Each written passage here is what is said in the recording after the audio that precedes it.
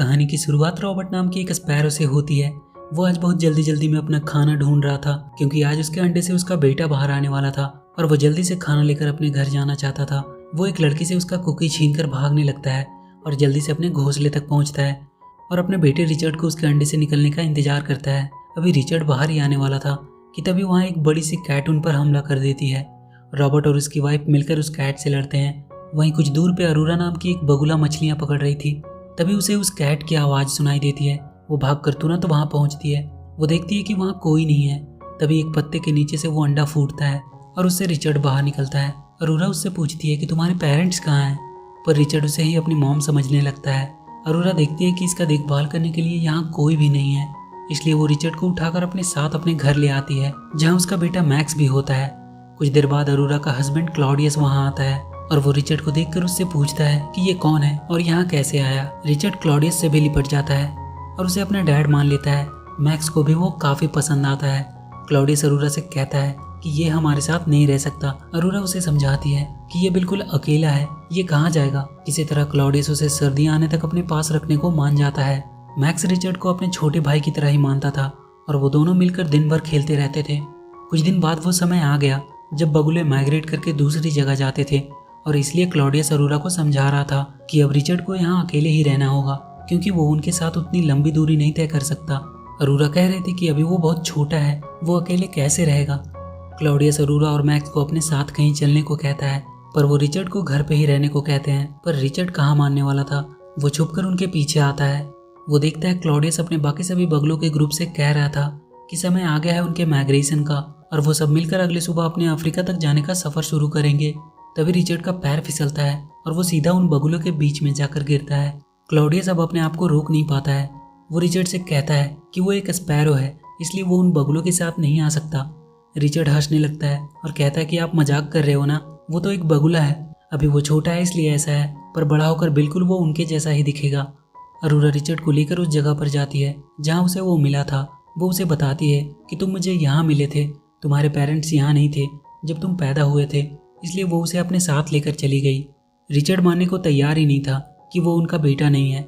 वो गुस्से में वहाँ से तेजी से उड़कर जाने लगता है और कहता है कि चाहे कोई कुछ भी कहे, वो एक बगुला ही है। मैक्स भी अपने डैड को समझाने की कोशिश कर रहा था कि वो रिचर्ड को अपने साथ लेकर चले, पर क्लॉडियस उसे बताता है कि स्पैरो ऊंची और लंबी उड़ान नहीं भर सकते, वो इस जर्नी में उनके साथ सरवाइव नहीं कर पाएगा। तभी वहाँ रिचर्ड आता है और कहता है कि वो उनके साथ कल अफ्रीका तक जाने के लिए बिल्कुल तैयार है। वो देखता है मैक्स बहुत उदास लग रहा है। अगली सुबह रिचर्ड के उठने से पहले ही वो तीनों अपने सफर के लिए निकल जाते हैं। रिचर्ड की पानी की कुछ बूंदों से उसकी नींद खुलती है। वो देखता है सब वहाँ से जा चुके हैं। वो उन्हें बहुत आवाज़ देता है पर उसका कोई भी फायदा नहीं, वो लोग जा चुके थे। रिचर्ड उनकी तरफ उड़ने की कोशिश करता है पर तेज हवाओं की वजह से वो वहीं नीचे गिर जाता है और बेहोश हो जाता है। तभी रात को वहाँ ओल्गा नाम का एक आउल उसके पास आता है और उसे उठाता है। ओल्गा को देखते ही रिचर्ड बुरी तरह से डर जाता है। वो उसे पूछता है कि क्या वो अफ्रीका में है, क्योंकि वो अपनी फैमिली के साथ अफ्रीका जाने वाला था। ओल्गा उससे कहता है कि तुम तो एक स्पैरो हो, तुम क्यों अफ्रीका जाना चाहते हो। रिचर्ड उसे यकीन दिलाने की कोशिश करता है कि वो स्पैरो नहीं बल्कि एक बगुला है जो अपने झुंड से बिछड़ गया है और वो वहाँ से जाने लगता है। पर रात होने की वजह से उसे समझ नहीं आ रहा था कि वो किस डायरेक्शन में जाए। तभी उस पर कुछ बैट्स हमला कर देते हैं। वो उसे पकड़ने ही वाले होते हैं कि ओल्गा आकर उसे बचा लेता है, पर वो बैट्स उनका अब भी पीछा कर रहे थे। किसी तरह ओल्गा उन बैट्स को एक गाड़ी से टकरा देता है और वो लोग अपना पीछा छुड़ाते हैं उनसे। रिचर्ड ओल्गा से रिक्वेस्ट करता है कि क्या वो उसे अफ्रीका तक ले जाने में उसकी मदद करेगा। ओल्गा मान जाता है। सुबह जब रिचर्ड की आंख खुलती है तो वो देखता है कि वो एक बस की छत पर है। वो ओल्गा को उठाता है और पूछता है कि वो कहाँ है। ओल्गा बताता है कि रात में उसे नींद आ गई थी, इसलिए उसने इस बस के ऊपर सोने का डिसाइड किया था, पर अब पता नहीं कि ये बस उन्हें कहाँ ले आई है। वहाँ के कुछ स्पैरो से उन्हें पता चलता है कि वो लोग फ्रांस में हैं। वो दोनों वहाँ के कुछ कबूतरों से पूछते हैं कि उन्होंने कोई बगुले के झुंड को इधर से जाते देखा क्या। उनसे उन्हें पता चलता है कि बगुलों का झुंड यहाँ से साउथ की तरफ गया है। आगे हम किकी नाम के एक पैरट को देखते हैं जो कि एक पिंजरे में बंद था। वो उस पिंजरे से हमेशा से बाहर निकलना चाहता था क्योंकि उसे एक मशहूर सिंगर बनने के लिए इटली जाना था। वो टीवी में देखता है कि इटली के लिए ट्रेन बहुत जल्द खुलने वाली है। वो किसी तरह से उस पिंजरे से बाहर आना चाहता था। तभी उसे अपने छत पर ओल्गा और रिचर्ड बात करते हुए सुनाई दिए। वो उन्हें आवाज देकर नीचे बुलाता है और रिचर्ड से उसके पिंजरे को खोलने को कहता है। वो उनसे झूठ बोल देता है कि वो उन्हें अफ्रीका पहुंचा देगा। रिचर्ड उसका पिंजरा खोल देता है, पर किकी को उड़ना नहीं आता था, इसलिए ओल्गा और रिचर्ड उसे उठाकर वहां से बाहर ले आते हैं। ओल्गा उसे ऊपर से छोड़ देता है और उसे खुद उड़ने को कहता है। किकी किसी तरह गिरते गिरते उड़ रहा था। वो तीनों अब स्टेशन पहुंच चुके थे। किकी उन्हें एक ट्रेन में चढ़ जाने को कहता है जो इटली जा रही थी, पर वो उन्हें झूठ बोल देता है कि ये ट्रेन अफ्रीका जा रही है। अब रात हो चुकी थी। वो तीनों वहीं ट्रेन में सो जाते हैं। सुबह किकी उन सबसे पहले उठकर ट्रेन से उतर जाता है। कुछ देर बाद ओल्गा और रिचर्ड की भी आंख खुलती है और ट्रेन से बाहर आते हैं। वो दोनों किकी को ढूंढने लगते हैं। स्टेशन के बाहर के कुछ क्रो से उन्हें पता चलता है कि वो लोग अफ्रीका में नहीं बल्कि इटली में हैं। वो दोनों बहुत गुस्सा होते हैं कि किकी ने उन्हें धोखा दिया है। रिचर्ड ओल्गा पे भी गुस्सा हो जाता है क्योंकि वो उसे समझाने की कोशिश कर रहा था कि वो एक स्पैरो है, न कि एक बगुला, इसलिए उसे अफ्रीका जाने की जिद छोड़ देने को कहता है। रिचर्ड गुस्से में अकेला ही कहीं चला जाता है। किकी अपने म्यूजिक कॉन्सर्ट में पहुंच चुका था जहां बहुत से बर्ड का सिंगिंग प्रोग्राम होने वाला था। वो अपनी बारी का इंतजार करता है, पर वो देखता है कि उसका गाना जो वो गाने वाला है वो कोई और पैरोट गा रहा है। वो उदास हो जाता है और रोते रोते वहां से बाहर आ जाता है।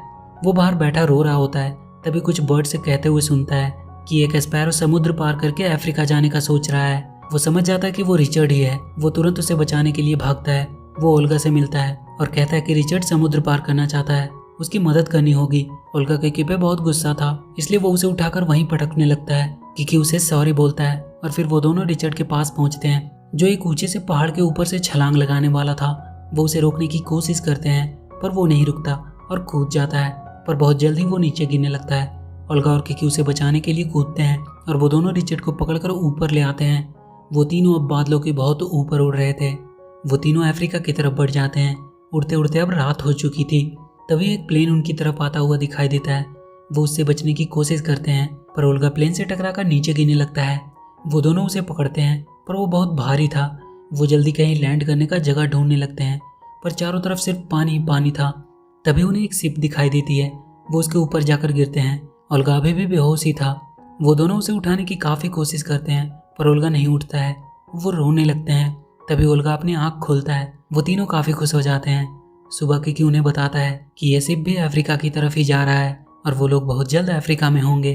उन बगुलों का झुंड भी अब तक अफ्रीका पहुंच चुका था, पर मैक्स क्लॉडियस से काफी नाराज था कि उन्होंने उसके भाई रिचर्ड को वहां अकेला छोड़ दिया। वो गुस्से में वहां से जाने लगता है। क्लॉडियस उसे रोकने के लिए उसके पीछे जाता है। मैक्स को वहां एक होल दिखाई देता है और वो उसी के अंदर गिर जाता है। रिचर्ड का शिप भी अब अफ्रीका पहुंच चुका था। वहां के दो कबूतर उन्हें बताते हैं कि एक बगुलों का झुंड यहाँ पास में ही आया है और उनके लीडर क्लॉडियस का बेटा मैक्स कहीं खो गया है। वो लोग उन्हें ढूंढ रहे हैं। वो उन्हें उनके पास ले जाने में उनकी मदद करते हैं। क्लॉडियस उस होल के अंदर नहीं जा पा रहा था क्योंकि वो बहुत छोटा था। तभी वहाँ रिचर्ड आता है और पूछता है कि मैक्स कहाँ है। अरोरा रिचर्ड को देखकर काफी खुश हो जाती है। वो बताते हैं कि मैक्स इस होल में गिर गया है। वो तीनों मैक्स को ढूंढने के लिए उस गुफा में जाते हैं। अंदर बहुत से जानवर की हड्डियां पड़ी थी। वो सब मैक्स को ढूंढने लगते हैं। रिचर्ड को मैक्स वहीं गिरा हुआ दिखाई देता है। वो जाकर उसे उठाता है। मैक्स पूछता है कि तुम यहाँ तक कैसे पहुंचे। वो रिचर्ड को देखकर काफी खुश था। वो सब अब बाहर आने की सोचते हैं। तभी एक खतरनाक जानवर उन पर हमला कर देता है। रिचर्ड का एक पैर वहीं पत्थर से दब जाता है और वो वहीं फंस जाता है। वो जानवर उसे खाने वाला होता है कि तभी किकी अपने डांस से उसका ध्यान अपनी ओर खींचता है। तब तक रिचर्ड अपने आप को वहां से बाहर निकालता है। रिचर्ड उन तीनों को बाहर जाने को कहता है। तब तक वो उस जानवर का ध्यान भटकाता है।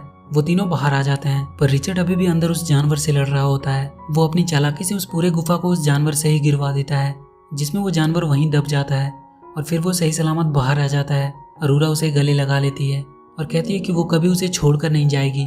रिचर्ड अपने बाकी के दोस्तों को उनसे मिलवाता है। क्लॉडियस रिचर्ड से माफी मांगता है कि उसने कभी उसे अपनी फैमिली का हिस्सा नहीं समझा। वो कहता है कि आज से रिचर्ड भी उसके ग्रुप का हिस्सा होगा और उनके साथ ही रहेगा हमेशा। और ये मूवी यहीं खत्म हो जाती है। तो वीडियो अगर अच्छी लगी तो please do like and share the video and please subscribe to my channel and press that bell icon.